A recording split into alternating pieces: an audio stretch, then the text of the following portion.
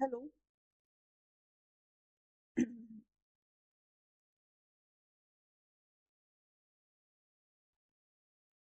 Hello. आवाज आ रही है आप सभी लोगों को? ओके, तो स्टार्ट करें हम अपने आज के लेक्चर को।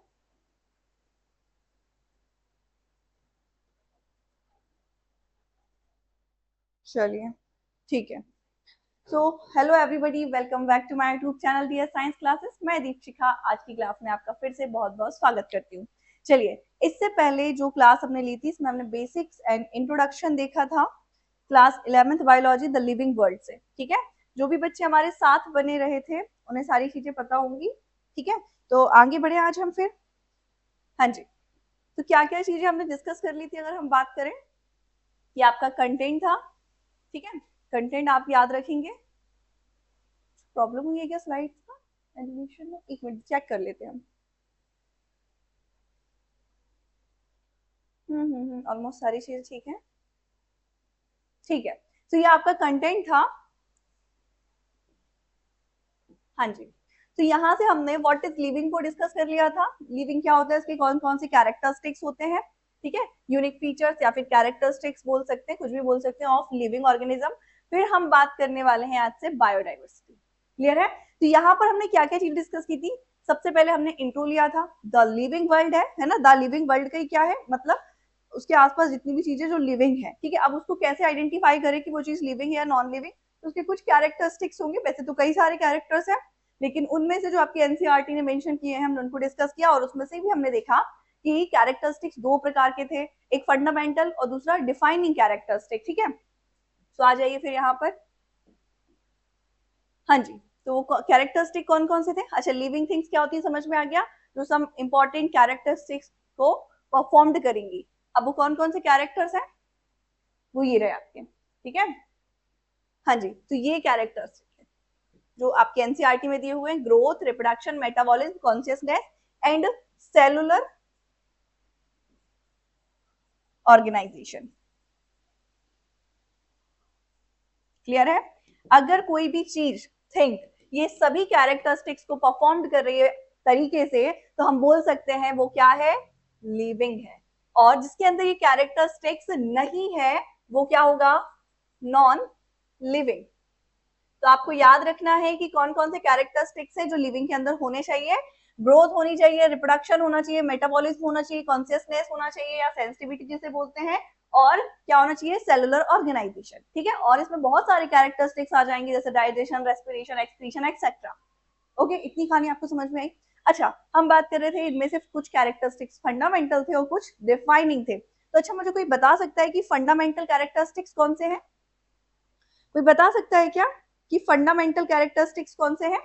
तो फंडामेंटल कैरेक्टरिस्टिक्स वो होते हैं जो अगर लिविंग के अंदर है तो भी चलेगा, अनफॉर्चुनेटली अगर वो नहीं है तो भी वो लिविंग हो सकता है। और हो सकता है वो कैरेक्टर जो लिविंग के अंदर है वो नॉन लिविंग के अंदर भी देखने को मिल जाए।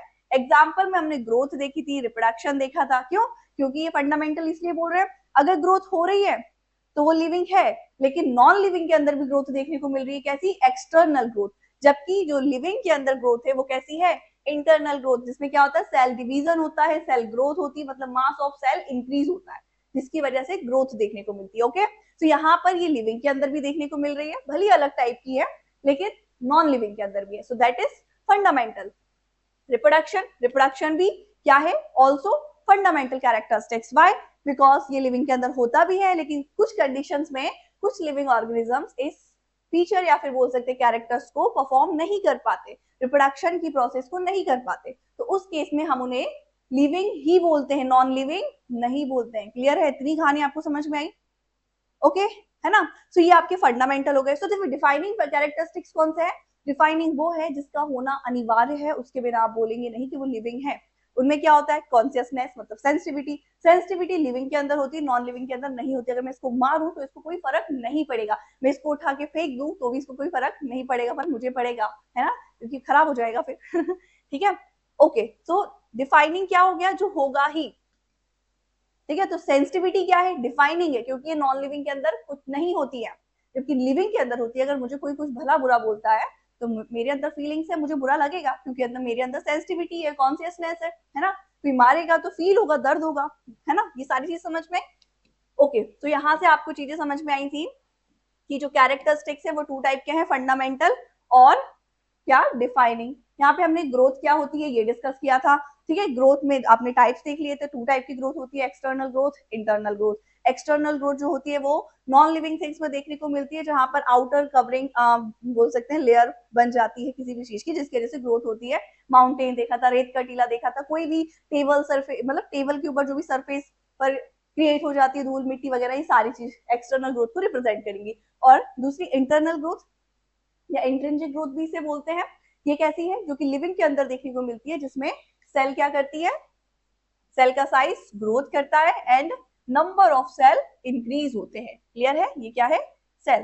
तो सेल का साइज इंक्रीज होगा या फिर नंबर ऑफ सेल इंक्रीज होंगे, सो दैट इज इंटरनल या इंट्रिंसिक ग्रोथ। क्लियर है, यहाँ पे ग्रोथ देख लिया था। फिर हमने डिस्कस किया था रिप्रोडक्शन। तो रिप्रोडक्शन क्या होता है, ये एक प्रोसेस है जिसमें, ये स्लाइड में कुछ तो भी गड़बड़ हो गया है यहाँ पे ट्रांसफॉर्मेशन में, ओके हाँ जी। तो रिप्रोडक्शन क्या है, रिप्रोडक्शन एक प्रोसेस है जिसमें एक इंडिविजुअल अपने जैसे सेम ऑफस्प्रिंग को बनाता है। मतलब ये एक एबिलिटी है, कैपेबिलिटी है, जिसके थ्रू एक ऑर्गेनिज्म, एक जीव अपने जैसे समान जीव को जन्म देगा, मतलब स्पीसीज वही रहेगी। अब स्पीसीज में वेरिएशन हो रहा है या नहीं हो रहा है, मतलब परिवर्तन हो रहे हैं या नहीं हो रहे हैं। अगर नहीं हो रहे हैं परिवर्तन, मतलब सेम अपने पेरेंट्स की तरह है, तो हम बोल देंगे वो एसेक्सुअल है। अगर वो पेरेंट्स से थोड़ा सा डिफरेंट है, उसमें कई सारे नए कैरेक्टरिस्टिक देखने को मिल रहा है, तो हम बोलेंगे वो सेक्सुअल रिप्रोडक्शन है। क्लियर।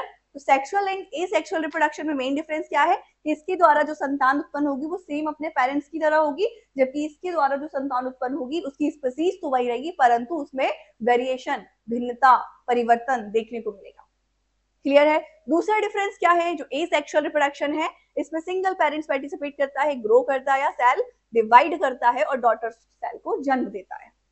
एग्जाम्पल आपने देख लिया, यहाँ पे लिखा हुआ है पैरामेशियम, हाइड्रा, अमीबा, स्टारफिश, इन सब में कैसा एसेक्सुअल रिप्रोडक्शन देखने को मिलता है।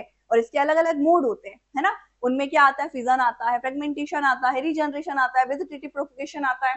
क्लियर है। जबकि सेक्सुअल रिप्रोडक्शन, इसमें एक नहीं दो पेरेंट्स पार्टिसिपेट करते हैं, मेल एंड फीमेल। ओके, समझ में आया। अब क्योंकि दो लोग पार्टिसिपेट करें तो दोनों के कैरेक्टरिस्टिक कोलैब करेंगे, जिसके जैसे नया कैरेक्टर बनेगा और रिजल्टेंट आपको वेरिएशन देखने को मिलेगा, डिफरेंसेस दिखाई देंगे। तो ये हमने यहाँ हमने रिप्रोडक्शन को डिस्कस किया। फिर हमने मेटाबॉलिज्म को डिस्कस किया। मेटाबॉलिज्म क्या है, सम ऑफ टोटल, मतलब सम ऑफ अ टोटल ऑफ, मतलब आपकी बॉडी की जितनी भी केमिकल रिएक्शंस हैं, total reaction in your body, है ना। कैसी रिएक्शन, केमिकल रिएक्शन। ये देखिए,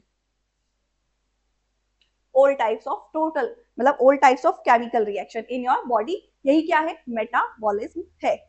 इतनी कहानी समझ में आई। मेटाबॉलिज्म मतलब कैसी रिएक्शन हो सकती है, इसमें कुछ रिएक्शन जो ब्रेक हो रही है, कुछ रिएक्शन जिसमें चीजें जुड़कर नया बना रही है। मतलब यहाँ पर कॉम्प्लेक्स फूड ब्रेक भी हो रहा है छोटे छोटे कंपोनेंट्स में, और यहाँ पे बहुत सारे कंपोनेंट जुड़ करके एक कॉम्प्लेक्स बोल सकते हैं सब्सटेंस या फिर फूड बना रहे हैं, जिसकी वजह से एनर्जी बन रही है। फूड ही बोल सकते हैं। जैसे एग्जाम्पल की, आपने खाना खाया, रोटी खाई, रोटी को ब्रेक करना है, उसमें से स्टार्च निकालने, सारे ग्लूकोज वगैरह जो भी उसमें सब्सटेंसेस हैं, सब कुछ निकालना है, खनिज, ठीक है। अब निकाल रहे मतलब बड़ी चीज है, बड़ी में से तोड़ रहे हैं, मतलब यहाँ पर क्या हो रहा है, ब्रेक डाउन रिएक्शन हो रही है, जैसे हम क्या बोलते हैं, ब्रेक डाउन मतलब कैटाबॉलिज्म। और बहुत सारी चीजें मिलकर एनर्जी बना रही है, जो भी चीजें आपकी बॉडी के अंदर है, और एनर्जी के लिए जो जो चाहिए, जैसे ग्लूकोज हो गया, वाटर हो गया, ये चीजें और ऑक्सीजन मिल गई है। और मिलने के बाद क्या बना रही है, एटीपी, जैसे हम एडिनोसिन ट्राइफॉस्फेट बोलते हैं, इसलिए एनर्जी का एक फॉर्म होता है, ठीक है। तो ये एनर्जी बना रही है मिल करके, तो यहाँ पर चीजें जुड़ रही हैं, मतलब एनाबॉलिज्म हो रहा है। इतनी कहानी समझ में आई। तो ये है आपका मेटाबॉलिज्म। ओके, चलिए आगे चले हम। हाँ, ऐसे आपको कॉन्शियसनेस समझ में आ गया था। लाइफ स्पैन हमने डिस्कस कर लिया था, ठीक है। लाइफ स्पैन क्या था, कुछ नहीं है, यहाँ पर देखिए, जन्म से लेकर मृत्यु तक का जो भी समय काल होता है, समय अवधि होती है, टाइम पीरियड होता है, यही क्या है, आपकी लाइफ स्पैन है। क्लियर है। अब लाइफ स्पैन में सबकी अलग अलग एज हो सकती है, कोई 50 ईयर्स जीवित रह सकता है, कोई 70 ईयर्स, कोई 80 एंड कोई 105 भी हो सकता है। तो हर एक पर्सन की क्या एज अलग अलग हो सकती है, और इस एज को क्रॉस करने की जो ये जो दिखाई दे रहा है ना, मतलब जन्म से लेकर मृत्यु, अब मृत्यु कहीं भी हो सकती है, इस एज में भी हो सकती है, यहाँ भी हो सकती है, यहाँ भी हो सकती है। तो ये जो टाइम है, वही क्या है, लाइफ स्पेन है, जीवन काल है। अब जीवन काल अलग हो सकता है, छोटा भी हो सकता है और बड़ा भी हो सकता है। क्लियर है, समझ में आई कहानी? चलिए अब हम आ जाते हैं बायोडाइवर्सिटी, जिसे हम बोलते हैं क्या, जैव विविधता। कोई मुझे बता सकता है कि बायोडाइवर्सिटी क्या होती है? बता सकता है क्या कोई बायोडाइवर्सिटी क्या होती है? जैव विविधता, विविधता मतलब तो आप लोगों को पता होगा, भिन्नताएं, अलग अलग चीजें। बायो मतलब जैव मतलब लिविंग, है ना? तो बायोडाइवर्सिटी का मतलब होता है एक ही अर्थ पर, एक नहीं पर अलग अलग प्रकार के जीवों का एक साथ रहना। अब आप कहीं कैसी बात कर रहे हैं? बिल्कुल सही है। अब नहीं समझ में आ रहा है तो आप ऐसे समझ सकते हैं, जैसे मान लीजिए ये एक कोई घर है,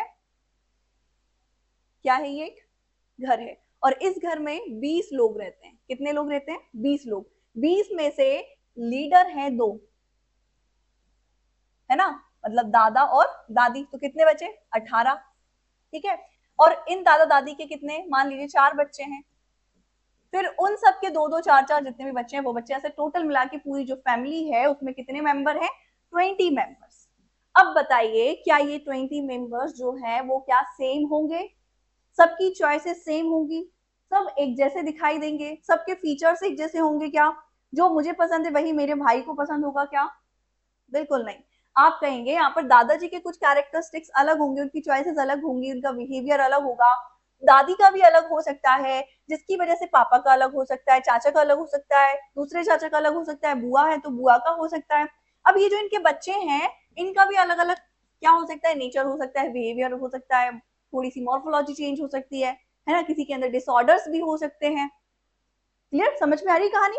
लेकिन घर तो सबका एक ही है, मतलब ये सभी लोग जो 20 के 20 लोग हैं, मेंबर्स हैं, वो इसी घर में रह रहे हैं। उसके बाद भी इनमें वेरिएशन देखने को मिल रहा है, राइट? वैसे ही एक जगह पर एक साथ अलग अलग टाइप के ऑर्गेनिजम्स का रहना, वही बायोडाइवर्सिटी है। समझ में आया? अर्थ एक है, लेकिन हर अर्थ के अलग अलग एरिया में अलग अलग टेम्परेचर है। टेम्परेचर जैसे मान लीजिए एक एरिया है या एक रूम है, उसका टेम्परेचर फिक्स है, लेकिन फिक्स होने के बाद भी यहाँ पर अलग अलग ऑर्गेनिजम्स है। मैं भी हूँ, डॉग भी है, कैट भी है, और क्या हो सकता है, बर्ड्स भी हैं, माइक्रोबैक्टीरिया भी है। क्लियर है? तो same location, same temperature, same area, सब कुछ सेम होने के बाद भी एक साथ अलग अलग ऑर्गेनिजम्स का सरवाइव करना, यही क्या है, बायोडाइवर्सिटी है। और ये सिर्फ पर्टिकुलर किसी एरिया की बात नहीं होगी। बायोडाइवर्सिटी का मतलब होता है पूरे अर्थ पर अलग अलग ऑर्गेनिजम्स का सरवाइव करना, रहना ही क्या है, बायोडाइवर्सिटी है। अब आप कहेंगे कैसे? ऐसे जैसे मान लीजिए अब अर्थ पर तो सिर्फ लैंड नहीं है, स्काई भी है, तो यहाँ पे बर्ड्स रहती हैं। बर्ड्स भी सेम टाइप की नहीं है, अलग अलग टाइप की बर्ड्स हैं। कोई ब्लू कलर की है, कोई रेड कलर की है, कोई ग्रीन कलर की है, और कोई येलो हो सकती है ना? कोई ब्राउन हो सकती है, ब्लैक हो सकती है। तो यहाँ पे बर्ड्स, स्काई वही है, बर्ड्स हैं, फीचर एक है, उड़ रहे हैं, लेकिन सबकी कलर अलग है, सबकी वीक अलग है, फेदर मॉर्फोलॉजी अलग है। फेदर मतलब पंख की मॉर्फोलॉजी अलग है ना? तो यहाँ फीचर्स में वेरिएशन देखने को मिल रहा है। ओके, तो वर्ड्स में आपको वेरिएशन मतलब डाइवर्सिटी देखने को मिली। वैसे लैंड पे बात करें तो इस लैंड पे सिर्फ इंसान नहीं रहते जमीन पर, है ना? इंसान के साथ साथ गाय भी रहती है, कुत्ते भी रहते हैं, बिल्ली भी रहती है, और भी कई सारे ऑर्गेनिजम्स रहते हैं। तो यहाँ पर भी डाइवर्सिटी है। बगल में मान लीजिए लैंड के बगल में नदी है, तो नदी में भी फिश है। सिर्फ फिश नहीं है, फिश के साथ साथ और भी एक्वाटिक एनिमल है, जलीय जीव है, और उन फिश में भी अलग अलग वेराइटी है ना? कोई फिश लंबी है, कोई फिश छोटी है, कोई ब्लू कलर की है, कोई व्हाइट फिश है एकदम चमकीली टाइप की, है ना? कतला है, राहू है, बॉम्बे डक है, ऐसे कई सारी फिशेज है, लेकिन पानी तो एक ही है वो, उसके बाद भी, राइट? तो यही क्या है, बायोडाइवर्सिटी है। आई होप सो कि आपको डाइवर्सिटी क्या होती है, बायोडाइवर्सिटी क्या होती है, ये समझ आ गया होगा। क्लियर है? तो देखिए यहाँ पर ये पूरी अर्थ है, इस अर्थ पर वाटर भी है, लैंड भी है, ग्रीनरी भी है, स्काई भी है, और इसके अकॉर्डिंग यहाँ पे अलग अलग इंडिविजुअल्स या फिर ऑर्गेनिजम्स के ग्रुप हैं, है ना? एलिफेंट का अपना ग्रुप है, जिराफ का अपना ग्रुप है, टाइगर का अपना है, ऐसे कई सारे ऑर्गेनिजम्स हैं जिनका अपना अपना ग्रुप है। वाटर में भी अलग अलग ग्रुप्स हैं, अलग अलग बोल सकते हैं एक्वाटिक एनिमल्स के। तो यही क्या है, बायोडाइवर्सिटी है। क्लियर है? समझ में आया? ये आपकी थ्योरी है। तो क्या लिखा हुआ है, biodiversity is the total variety of all living organism on the earth। Clear है? इतनी कहानी समझ में आई? क्या होती है biodiversity? All living organism on the earth, उनकी वैरायटी, टोटल वैरायटी। समझ में आई कहानी? ठीक है, आगे diversity in the living world और biodiversity is the occurrence of variety of life forms different in morphology, मतलब ये मॉर्फोलॉजी में भी अलग होंगे, ठीक है, साइज में अलग होंगे, कलर में अलग होंगे, उनकी एनाटॉमी अलग होगी, हैबिटेट अलग होगा और हैबिट्स मतलब बिहेवियर भी अलग होगा। क्लियर है? ठीक है, each different kind of plant, animal और माइक्रो ऑर्गेनिज्म, ठीक है, रिप्रेजेंट अ स्पीसीज। इतनी कहानी समझ आई आपको अच्छे से? मतलब बायोडाइवर्सिटी क्या है? एक ही अर्थ पर अलग अलग टाइप के ऑर्गेनिजम्स का साथ में रहना, वही क्या है? बायोडाइवर्सिटी है। और ये जो अलग अलग टाइप के ऑर्गेनिज्म है, किस बेस पे बोल रहे हैं? क्योंकि इनकी कलर अलग है, उनका साइज अलग है, उनकी मॉर्फोलॉजी अलग है, उनके हैबिटेट अलग है, उनके हैबिट्स अलग है, उनका बिहेवियर अलग है। ओके, तो इस बेस पे हम बोलेंगे कि यहाँ पे बायोडाइवर्सिटी है। और अगर जिसका कैरेक्टर सेम है, जिसकी मॉर्फोलॉजी सेम है, जिसके फीचर सेम है, जिसका बिहेवियर भी सेम है, हैबिट्स भी सेम है, तो हम बोल देंगे वो क्या है? वो डाइवर्सिटी का एक पार्ट है, परंतु उसे हम स्पीसीज बोलेंगे। तो स्पीसीज क्या होता है? Group of same types of organism. Example दे सकते हैं आप स्पीसीज का? स्पीसीज क्या होती है? जैसे मान लीजिए मैं यहाँ खड़ी हूँ बगल में आपके सामने, मेरी एक नाक है, आप जो सामने वीडियो देख रहे हैं क्या आपकी भी एक नाक है? ओके, तो मतलब एक नाक हम दोनों की सेम है। मेरे पास दो आंखें, क्या आपकी भी दो आंखें हैं? ओके, दो कान है, आपकी भी एक मुंह है। ओके, दो हाथ है, दो पैर है, सारी चीजें हमारी सेम है। ओके, मैं बोल पाती हूँ, आप भी बोल पाते हैं, मैं फील कर पाती हूँ, आप भी फील कर पा रहे हैं, मैं समझ पा रही हूँ, आप भी समझ पा रहे हैं, सुन पा रहे हैं, देख पा रहे हैं, सब कुछ कर पा रहे हैं। इसका मतलब क्या हुआ? हमारे फीचर सेम है, हैबिट चेंज सेम है। क्यों? मैं घर में रहती हूँ तो क्या आप जंगल में रहते हैं? नहीं, आप भी घर में रहते हैं, राइट, है ना? मैं ऑक्सीजन लेती हूँ, आप भी ऑक्सीजन लेते हैं। इसका मतलब क्या हुआ? हमारे फीचर सेम है, हम देखने में एक जैसे मतलब एकदम एक जैसे नहीं, लेकिन हमारी मॉर्फोलॉजी सेम है। तो इस बेस पे हम क्या बोलेंगे कि हमारी स्पीसीज सेम है? बिल्कुल है। हम भी ह्यूमन है, मतलब मैं ह्यूमन हूं तो आप भी हैं, या आप हैं तो मैं भी हूँ। क्लियर है? तो स्पीसीज का क्या मतलब हुआ? Same types of organism in a group. अगर किसी ग्रुप में एक ही जैसे एक ही प्रकार के जीव रहते हैं तो उसका हम बोलेंगे वो एक ही जाति के जीव हैं, एक ही स्पीसीज के जीव हैं। राइट, समझ में इतनी कहानी आपको? ओके, तो आगे बढ़े हम। अच्छा, हिंदी में भी लिखी हुई है सारी चीज, आप देखते जाएं।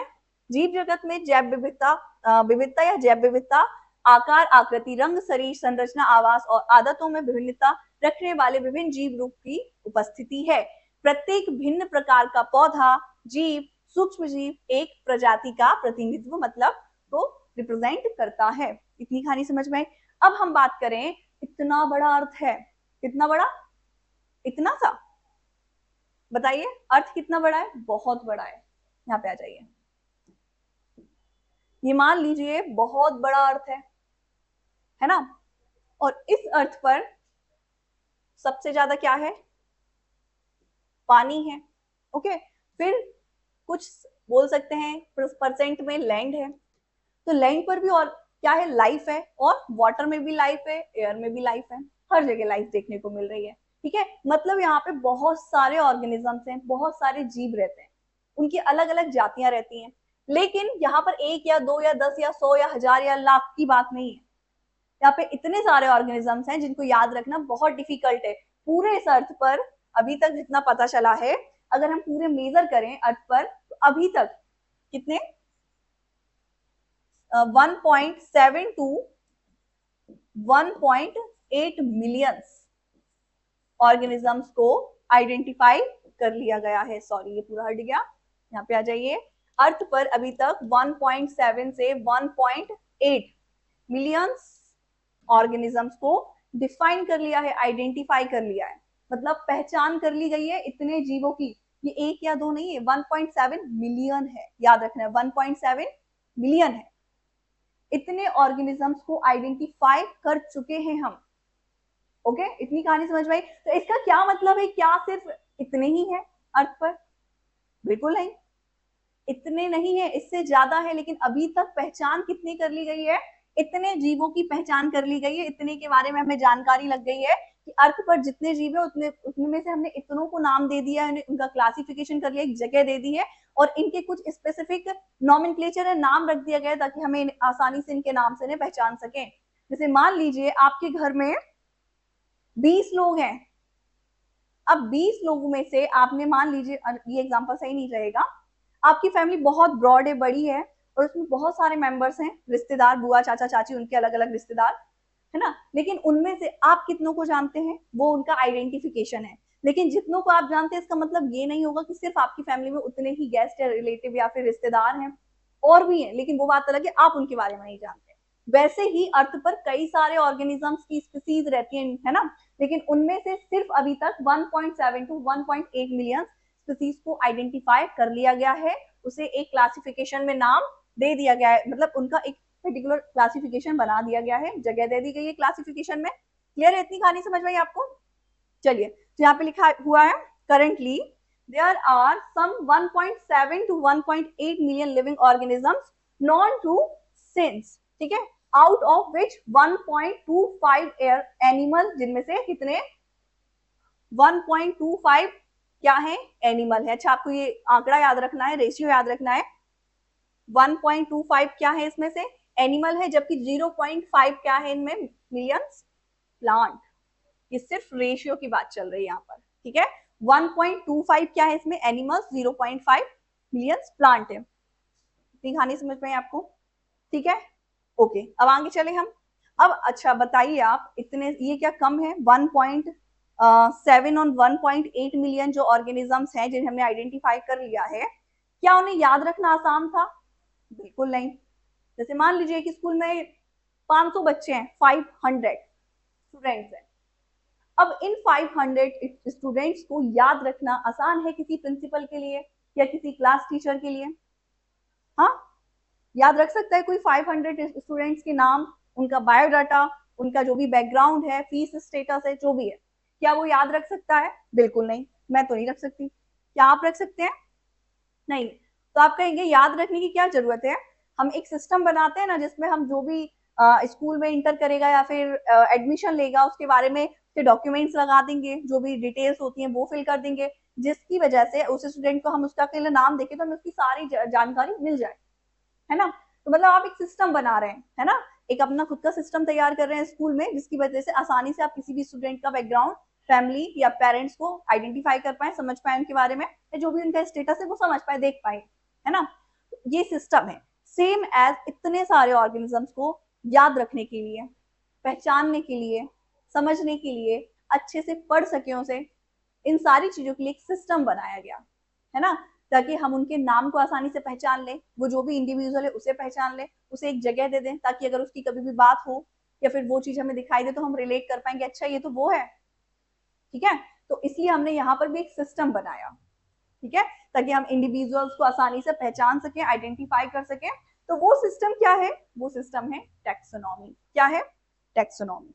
तो यहाँ पे आपने कंटेंट में देखा होगा, हमने बात की थी, हम बात करेंगे टैक्सोनॉमी एंड सिस्टमैटिक की। तो यहाँ पे टैक्सोनॉमी एंड सिस्टमैटिक क्या है? It is a branch of science. क्या है ये एक साइंस की ब्रांच है, जिसमें हम अननोन ऑर्गेनिज्म को, ऐसे ऑर्गेनिज्म जो अभी तक आइडेंटिफाई नहीं किए हैं और मिल गए हैं, जैसे मान लीजिए कोई अनजान व्यक्ति मुझे मिला, तो उसे किसी अनजान नाम से तो बोलेंगे नहीं, उसका एक नाम देंगे, नाम देने के लिए उसके जिसके जैसे लक्षण होंगे उसके बेस में हम उसे नाम देंगे। जैसे आपके घर में कोई बच्चा होता है ना, हम उसका नामकरण की प्रक्रिया करते हैं, तो पहले हम डायरेक्ट नाम नहीं रख देते कि इसका नाम ये रख दो, हम बोलते हैं अरे ये तो बहुत सुंदर है, बहुत गोरा है, और बोल सकते हैं क्या, अच्छे से स्माइल करता है, बहुत तेज है, चंट है, चालाक है, तो उसके बेस में हम उसका अलग टाइप का नाम रख देते हैं, राम हो गया या लक्ष्मण हो गया या फिर कृष्ण हो गया, जस्ट एग्जाम्पल, है ना। तो आप नाम किसके बेस पे दे रहे हैं? फीचर्स के बेस पे, जिसके फीचर जिससे मैच कर रहे हैं उसके बेस पे आप उसे नाम दे रहे हैं, क्लासिफाई कर रहे हैं। सेम एज यहाँ पर हम क्या करेंगे, टेक्सोनॉमी एंड सिस्टमैटिक में क्या करेंगे, जो भी अननोन ऑर्गेनिज्म है उसके कैरेक्टर्स देखेंगे, किससे मैच कर रहे हैं, नॉन से मतलब जो आइडेंटिफाई कर गया है उनसे मैच कर रहे हैं, जिससे मैच कर जाएंगे उससे रिलेट करके उसकी क्लास में हम रख देंगे। समझ में आया इतनी कहानी? तो क्या ये इतना आसान है कि जो भी अनजान चीज मिली उसे उठाया और रख दिया कहीं भी उठाकर?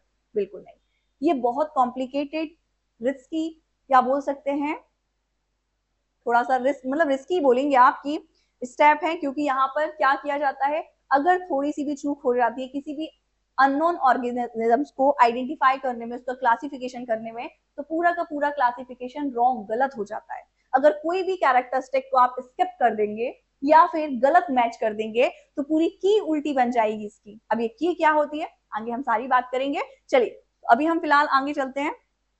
हाँ, तो हम बात करेंगे टैक्सोनॉमी क्या है, वर्गीकरण। ठीक है, टैक्सोनॉमी अभी आपको बताया, it is a branch of science जिसमें हम क्या करेंगे, अननोन ऑर्गेनिजम्स को निकालेंगे। जैसे ये अननोन है, अभी आप बोलेंगे नहीं मुझे तो नहीं लगता ये अननोन है, ये पेन है। तो मैंने पेन क्यों बोला ऐसे, क्योंकि इसका शेप पेन की तरह है, इसमें निप लगी हुई है जिसे मैं अलग कर सकती हूँ, और इस निप से मैं इसमें लिख सकती हूँ, क्या लिख सकती हूँ, दीपशिखा। ओके, तो इसका काम क्या है, लिखना। स्ट्रक्चर भी पेन जैसा है, तो हमने बोल दिया कि ये पेन है। क्लियर है, तो क्या बोल दिया इसे, ये पेन है। ओके, तो यहां पर भी क्या करेंगे, जो भी अननोन ऑर्गेनिज्म है उसके सबसे पहले कैरेक्टर देखेंगे, ऐसे कैरेक्टर जिसे आसानी से देखा जाए, जिसे हम बोलेंगे कैरेक्टराइजेशन। ठीक है, तो it is a first steps of classification, या फिर बोल सकते हैं टैक्सोनॉमी। टैक्सोनॉमी क्या है, कुछ नहीं है, साइंस, ब्रांच ऑफ साइंस जिसमें हम अननोन ऑर्गेनिजम्स को आइडेंटिफाई करेंगे। इतनी कहानी आपको याद रखना है। ये लिखा हुआ है, taxonomy is a branch of science of naming. क्या है, ये साइंस की ब्रांच है जिसमें क्या करना है, नेमिंग, नामकरण करना है, डिस्क्राइब करना है, मतलब डिस्क्राइबिंग करना है किसी भी ऑर्गेनिजम्स को, मतलब उसका कैरेक्टराइजेशन करना है कि कैसे कैरेक्टर्स हैं, क्लासिफाई करना है ऑर्गेनिजम्स को, है ना, including plant, animal and micro organism. समझ में आया, मतलब ये एक साइंस की ब्रांच है जिसमें हम अननोन ऑर्गेनिजम्स को आइडेंटिफाई करेंगे, कैरेक्टराइजेशन करेंगे, उसका नेमिंग करेंगे, है ना, और क्लासिफाई कर देंगे, और क्या क्या होगा उसमें, एनिमल्स भी होंगे, प्लांट भी होंगे, माइक्रो ऑर्गेनिज्म, सबका क्लासिफिकेशन करेंगे। ओके, इतनी कहानी समझ में आपको, टैक्सोनॉमी क्या है। तो यहाँ पे आ जाइए, the process of classification on the basis of external and internal structure along with internal structure of cell development process and ecological information knowing as taxonomy। इतनी कहानी समझ में आई आपको। किसी भी अननोन ऑर्गेनिजम्स का क्लासिफिकेशन करना, उसके एक्सटर्नल इंटरनल कैरेक्टरिस्टिक्स को देखना, तभी तो आप क्लासिफाई कर पाएंगे, उसके कैरेक्टर्स को देख पाएंगे। ओके, तो अब ये जितना आसान दिख रहा है उतना आसान तो नहीं है, तो फिर कैसा है। अब ये जो टैक्सोनॉमी नाम का जो वर्ड आपको दिखाई दे रहा है, इसको कैसे हम करेंगे, मतलब इसका मतलब तो मुझे समझ आ गया कि टैक्सोनॉमी मतलब है किसी अननोन चीज को, अनजान चीज को, जिसके बारे में नहीं जानते हैं उसको जानना, उसको नाम देना, उसको एक स्पेसिफिक स्थान दे देना।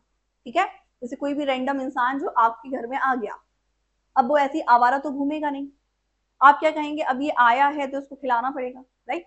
तो अब इसका कोई नाम रख देते हैं, कैसे, ए हेलो इधर आओ इधर आओ, ऐसा तो करेंगे नहीं, इसका एक स्पेसिफिक नाम दे देंगे।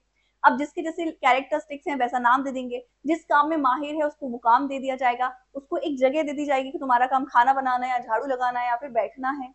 ओके, तो इस बेस पे हम क्या कर देंगे, उसको एक पोजीशन, लोकेशन दे देंगे कि इसकी ये जगह है, इसका ये काम है, ताकि वो आसानी से वो अपना काम कर सके, उसको नाम दे देंगे ताकि आसानी से हम उसे बुला सके, कोई अगर बात कर रहा है उसको तो हम पहचान सके कि अच्छा ये उसकी बात हो रही है। क्लियर है, तो वैसे टैक्सोनॉमी मतलब क्या है, किसी भी अननोन ऑर्गेनिज्म को आइडेंटिफाई करना, उसको कैरेक्टराइजेशन करना, क्लासिफिकेशन करना।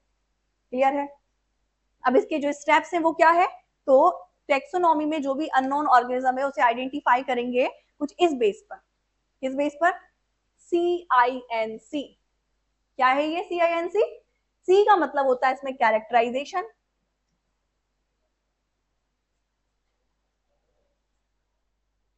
क्या होता है सी का मतलब, कैरेक्टराइजेशन।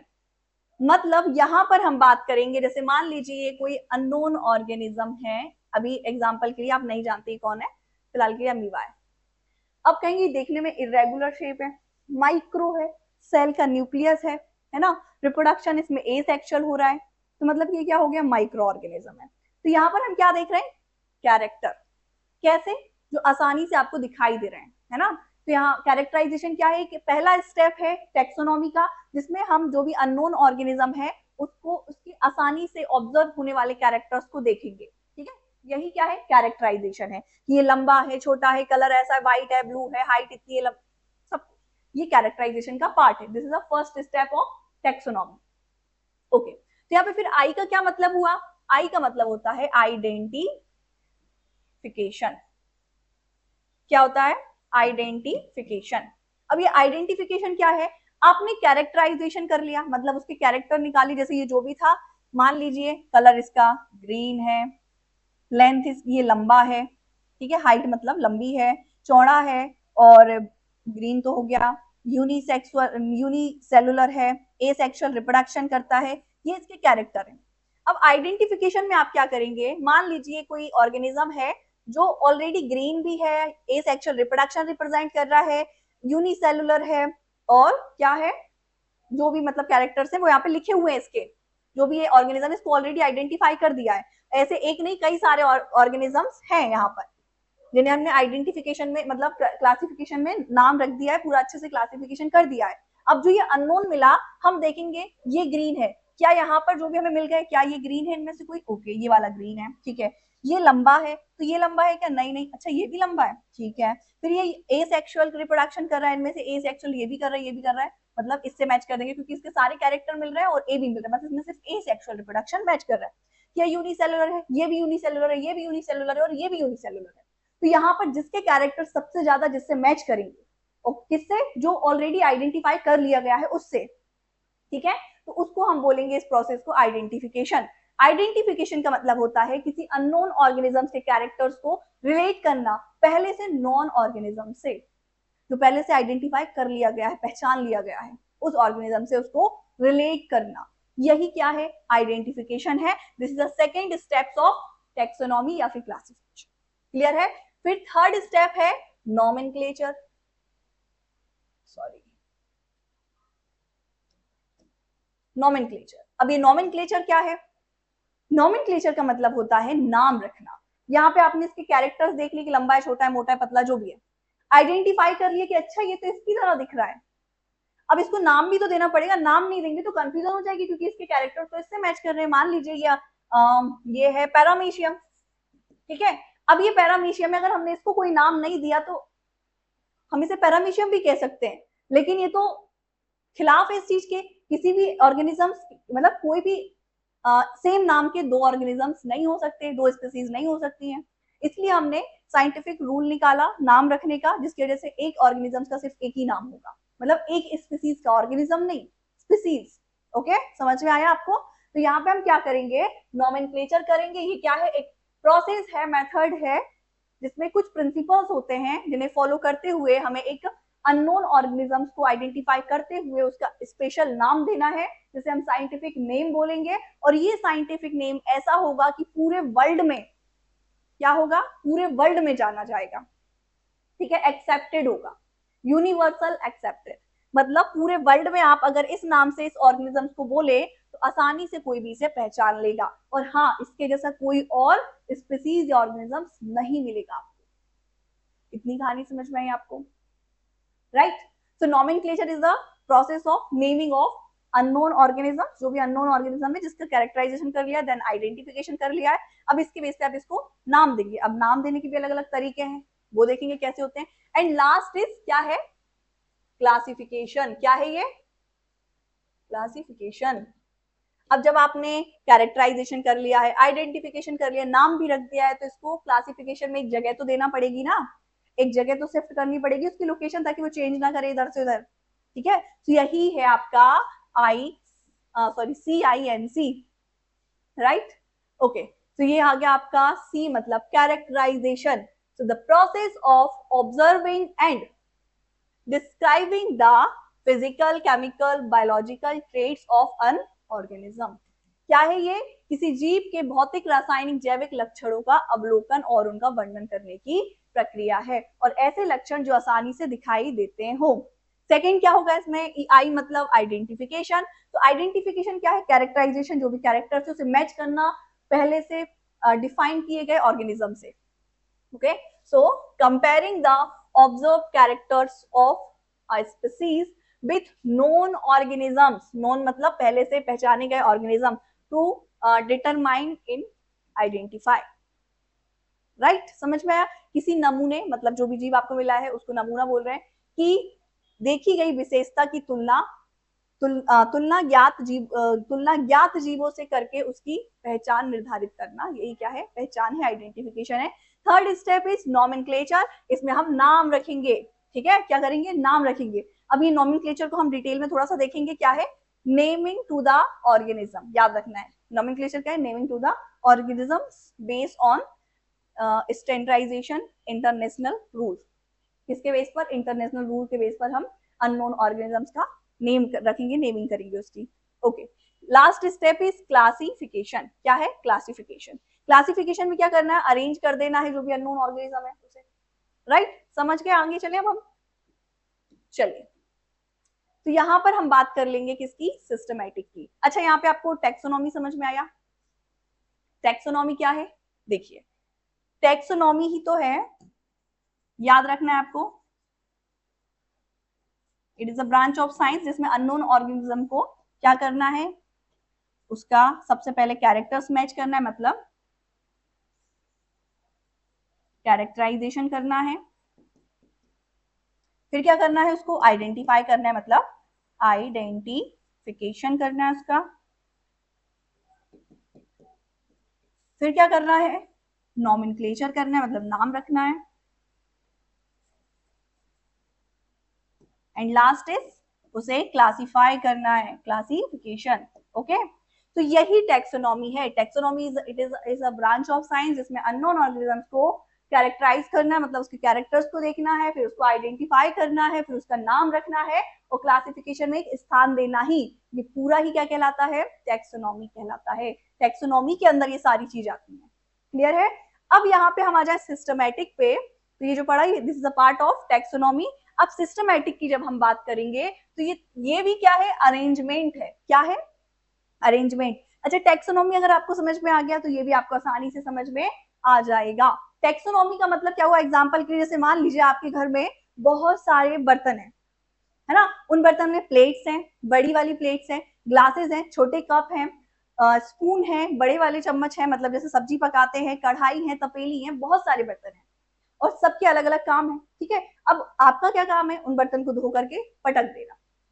अब जब एक उसमें बर्तन, बड़े से बर्तन जिसे हम दलिया बोलते हैं, उसमें सभी बर्तन को आप रख देंगे और अगर आपको मान लीजिए एक चम्मच चाहिए तो आप कैसे ढूंढेंगे? पूरे बर्तन को इधर उधर कर देंगे। ओके, तो यहां से आपको परेशानी आएगी ढूंढने में, और भी बर्तन जो है वो डिस्टर्ब होंगे। ओके, तो अब यहाँ पे टैक्सोनॉमी का क्या मतलब हुआ? जो बर्तन है उन्हें उनकी जगह पर अरेंज कर देना, जो कि मम्मी करती है आपकी। ओके, जैसे मान लीजिए बर्तन का रैक जो होता है उसमें अलग अलग स्लॉट होते हैं। यहाँ पे मान लीजिए बड़े वाले प्लेट्स रखने का स्लॉट है, ठीक है।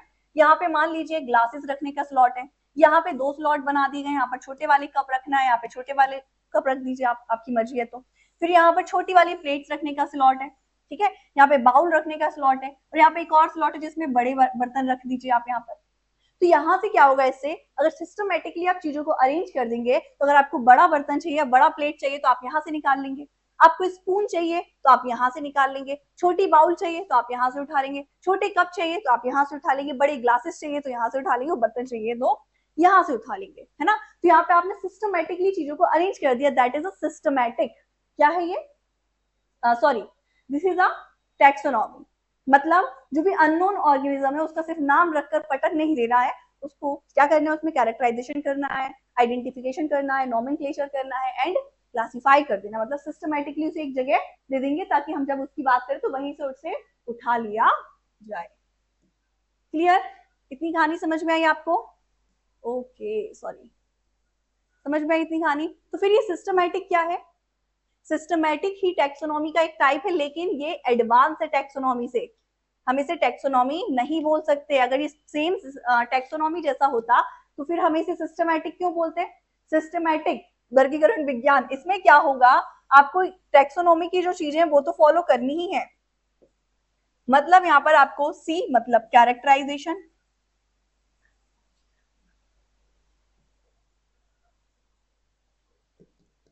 फिर आइडेंटिफिकेशन,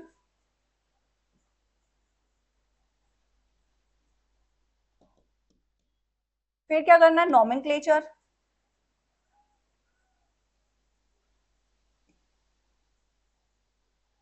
एंड लास्ट इज क्या करना है इसमें? क्लासिफिकेशन।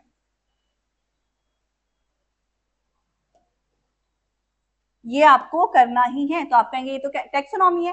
हाँ, इसके साथ आपको प्लस ऐड करनी है एक इंपॉर्टेंट चीज जिसे हम बोलेंगे फाइलोजेनी। क्या बोलेंगे? फाइलोजेनी, या इवोल्यूशनरी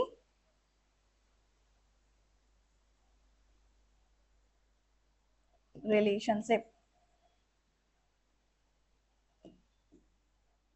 अब ये इवोल्यूशनरी रिलेशनशिप मतलब क्या होता है? Sorry, just 1 minute.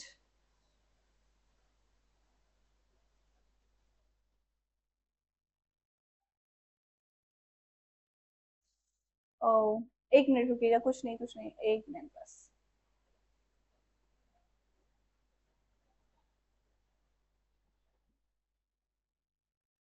सॉरी। हाँ, तो हम बात करते हैं सिस्टमैटिक की। अब हम फिर से तो नहीं लिखेंगे इसमें। हाँ, यहाँ से आ जाइए, यहाँ पर लिखा हुआ है।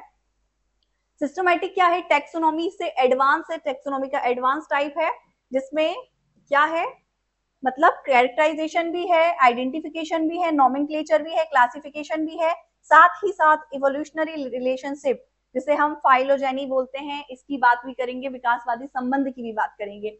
इसका मतलब ये हुआ किसी अननोन ऑर्गेनिज्म के सबसे पहले कैरेक्टराइजेशन करना, उसके कैरेक्टर्स को देखना है, फिर उसको आइडेंटिफाई करना है नॉन ऑर्गेनिज्म से, फिर उसका नाम रखना है मतलब नॉमेनक्लेचर के थ्रू, फिर उसको क्लासिफिकेशन में एक स्थान देना है।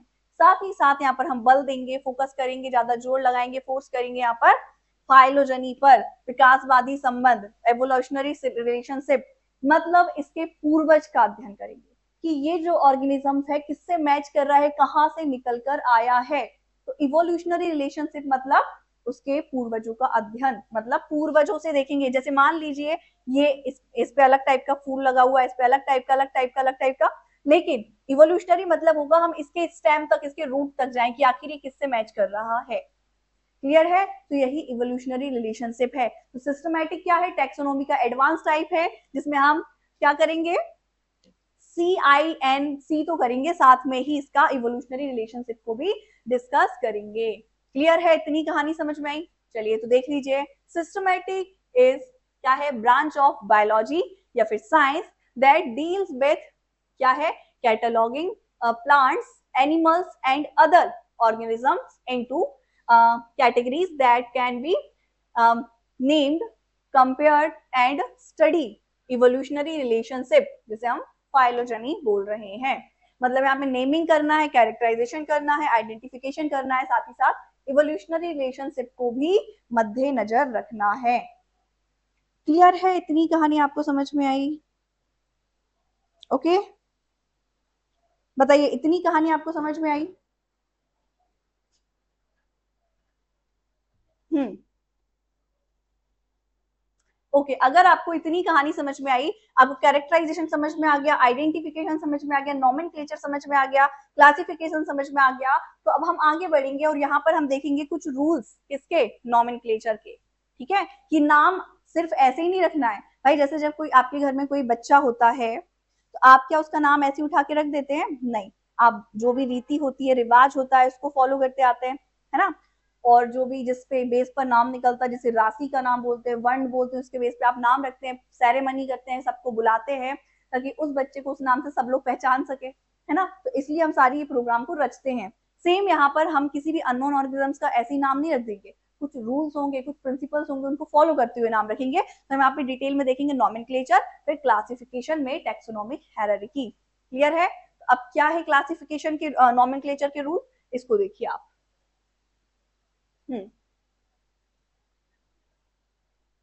देखिए, अब यहाँ पे हम जब बात करेंगे नॉमेनक्लेचर की, तो यहाँ पे आप देखेंगे नॉमेनक्लेचर आपको दो तरीके से दिखाई देगा, ICZN, ICVN। अब ये ICZN क्या है, ICVN क्या है, तो देखिए आप देखेंगे लिविंग ऑर्गेनिजम्स में, तो उसमें से दो कैटेगरीज है, एक एनिमल्स की, दूसरी प्लांट्स की। तभी तो आगे चल के जब आप पढ़ते हैं बायोलॉजी, स्टार्टिंग में 11th में देखते हैं, तो आप क्या देखते हैं, बायोलॉजी क्या है, जिसमें लिविंग्स की स्टडी करते हैं, इसे 2 कैटेगरीज में डिवाइड करेंगे, जूलॉजी और बॉटनी। जूलॉजी का क्या मतलब होगा, जहां पे एनिमल्स की स्टडी करेंगे, और बॉटनी क्या होगा, जिसमें प्लांट्स की स्टडी करेंगे। सेम एज अगर आपको कोई एनिमल मिल रहा है जो कि अननोन है, तो उसका नामकरण करेंगे, जिसके अंदर उसे हम बोलेंगे ICZN, मतलब international code of zoological nomenclature, मतलब एनिमल का नाम रखेंगे, इसमें एनिमल्स का नॉमेनक्लेचर करेंगे। सेम अगर कोई प्लांट्स कैटेगरी से मिलता है, तो हम उसे ICBN, मतलब international code of botanical nomenclature के अंतर्गत इसका नॉमेनक्लेचर मतलब नामकरण करेंगे। तो इतनी कहानी समझ में आई, नामकरण क्या होता है, नाम रखने की एक प्रक्रिया है अननोन ऑर्गेनिजम्स के। अब ये जो नाम है वो इतनी आसानी से नहीं रखा जाएगा, इसमें जो भी नाम होगा, जिस भी ऑर्गेनिजम्स का नाम रखना है, इसके दो नाम होंगे। जैसे मान लीजिए अगर मैं आपसे पूछती हूँ आपका नाम क्या है, तो आप कहेंगे मेरा जो भी नाम है उसके दो नेम पार्ट्स होंगे, first name and second name, है ना। जैसे मेरा नाम दीक्षिका परमार है, Dikshika is the first name and Parmar is the second name. तो परमार किसको इंडिकेट कर रहा है, मेरी फैमिली को, राइट। मतलब मेरा जो भी कास्ट है या जो भी कास्ट सिस्टम, जो भी, वैसे तो नहीं होता आजकल लेकिन फिर भी कर सकते हैं, ठीक है। तो कास्ट को बिलोंग करेगा फर्स्ट नेम, मेरी पहचान बताएगा। वैसे यहाँ पे किसी भी एनिमल का या प्लांट का या फिर माइक्रो ऑर्गेनिजम्स का नोमेनक्लेचर करेंगे तो उसमें भी कितने, दो भाग होंगे, जिनमें से पहला भाग इंडिकेट करेगा किसको, जीनस को, किसको, जीनस को, और जबकि दूसरा पार्ट करेगा स्पीसीज को। क्लियर है। सो दो पार्ट्स होंगे, दो कंपोनेंट होंगे, पहला जीनस होगा, दूसरी स्पीसीज होगी, ठीक है। हाँ, इसके भी कुछ रूल है, इसको ऐसे नहीं लिखा जाएगा। अगर आप लिख रहे हैं, प्रिंटेड कर रहे हैं, तो कैसे लिखेंगे, इनकी एक लैंग्वेज है इटैलिक, या फिर देख लीजिए, एक मिनट इसको हटा दिया जाए पहले ताकि आप आसानी से समझ पाए। हाँ जी, देखिए नोमेनक्लेचर क्या है, nomenclature is the process of standardization naming of living organism. Standardization naming करने की एक क्या है, मेथड या प्रोसेस है, किसकी, लिविंग ऑर्गेनिजम्स की, सच दैट अ क्या है, particular organism is known by the same name all over the world, ताकि वो ऑर्गेनिज्म किसी एक नाम से ही पूरे वर्ल्ड में जाना जाए, ठीक है। हिंदी में भी लिखा हुआ आप देख लीजिए, नामकरण एक ऐसी प्रक्रिया है जिसके द्वारा जीवित जीवों का नामकरण मान्यकृत किया जाता है, ताकि किसी विशेष जीव को विश्व भर में एक ही नाम से जाना जाए और उसके से दूसरा नाम किसी जीव से रिपीट ना हो। Okay, for plants scientific name are based on international code of botanical nomenclature, जिसे हमने अभी डिस्कस किया, ICVN ये। और फॉर एनिमल नेमिंग क्या होगा, international code of zoological nomenclature. Okay, अब जो साइंटिफिक नेम है वो क्या होगा, scientific name ensure that each organisms has only one name.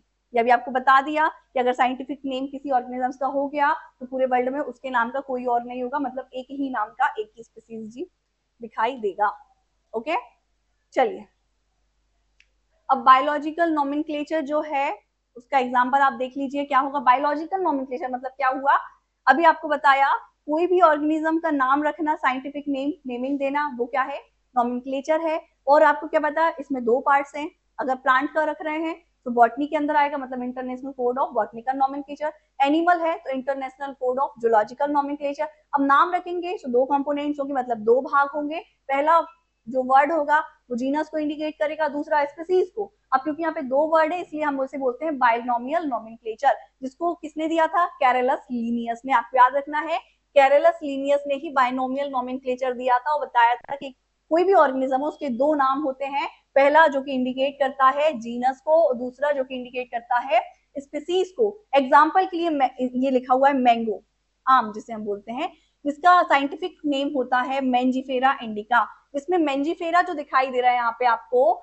ये इंडिकेट करेगा इसकी स्पीसीज को, और इंडिका क्या करेगा, इसके सॉरी जो मेंजिफेरा है वो इंडिकेट करेगा इसके जीनस को, और इंडिका इसकी स्पीसीज को बिलोंग करेगी।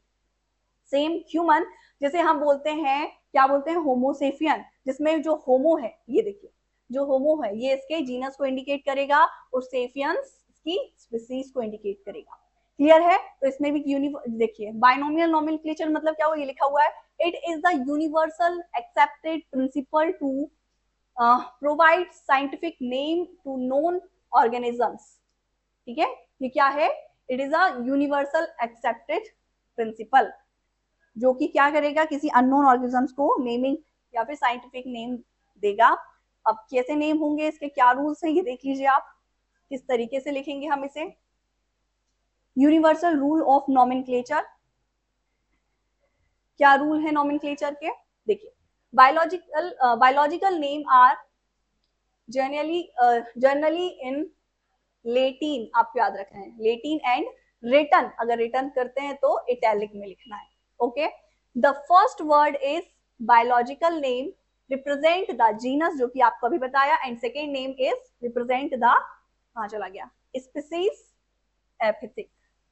ठीक है, फिर both the word in biological name when hand written are, क्या लिखेंगे, सेपरेट, अंडरलाइन। अगर आप हाथों से लिख रहे हैं तो साथ में अंडरलाइन नहीं करेंगे। जैसे अभी आपको बताया, जैसे मेरा नाम क्या है, मेरा क्या, हम जैसे लिख रहे हैं होमो शेफियन, ठीक है, तो इसमें हमें साथ में अंडरलाइन नहीं करना है। क्या करना है, होमो को अलग से अंडरलाइन करेंगे, सेफियन को अलग से अंडरलाइन करेंगे। दूसरा, जो होमो है, जो जीनस को इंडिकेट कर रहा है, इसका पहला वर्ड जो है वो हम कैसा लिखेंगे, कैपिटल लिखेंगे। बाकी पूरा हम यहाँ से यहाँ तक स्मॉल लिखेंगे, मतलब स्पीसीज का भी सेकेंड जो फर्स्ट वर्ड होगा वो स्मॉल ही आएगा।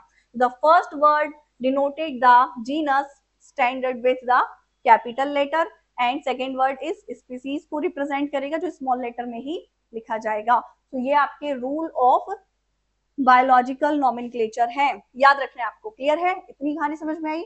चलिए, आज काफी ज्यादा टाइम हो गया, हम आज की क्लास यहीं समाप्त करते हैं। आई होप क्योंकि आपको आज की क्लास बहुत अच्छे से समझ में आई होगी। जो भी डाउट है आप पूछ सकते हैं, कमेंट कर सकते हैं, जल्द से जल्द आपके सभी डाउट्स को क्लियर किया जाएगा। So thank you so much watching my video. इसी प्रकार हम आगे भी बने रहेंगे। ठीक।